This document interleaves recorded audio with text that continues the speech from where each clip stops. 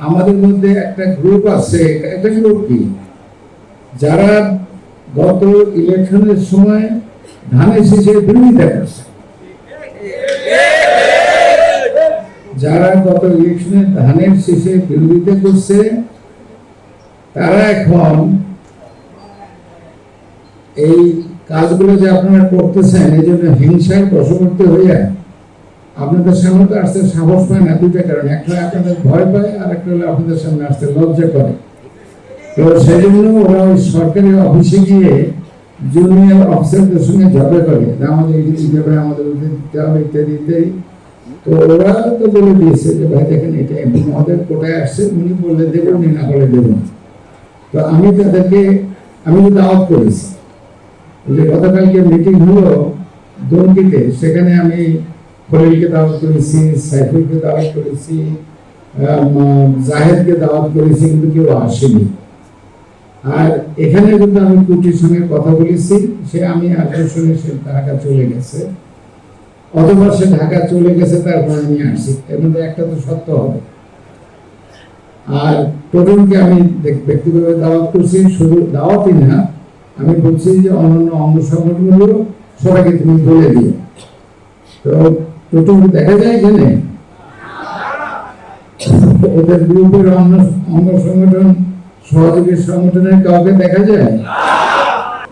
তো আমি আরেকবার এবার আপনাদের মাধ্যমে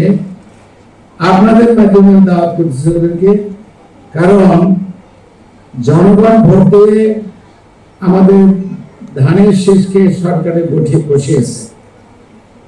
আমরা যখন ঢাকা গেছি, এখান থেকে আপনারা জিতিয়ে দিলেন নির্বাচন, আমরা যখন ঢাকা গিয়েছি আমাদের শপথ নিতে হয়েছে। শপথ কি? যারা ভোট দিয়েছে তারা আমাদের, যারা ভোট দেয় না তারাও আমাদের, আর যারা আমাদের বিরুদ্ধে কাজ করছে তারাও আমাদের।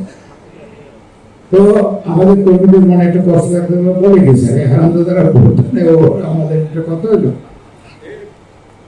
না। দলীয় ভাবে রাজনৈতিক ভাবে যা ঘটছে সেটা আমি দলীয় ভাবে দেখবো, কিন্তু কেউ যদি ক্রিমিনালি করে থাকে, অন্যায় করে থাকে, আইন ভঙ্গ করে, সেটা আইন দেখবে।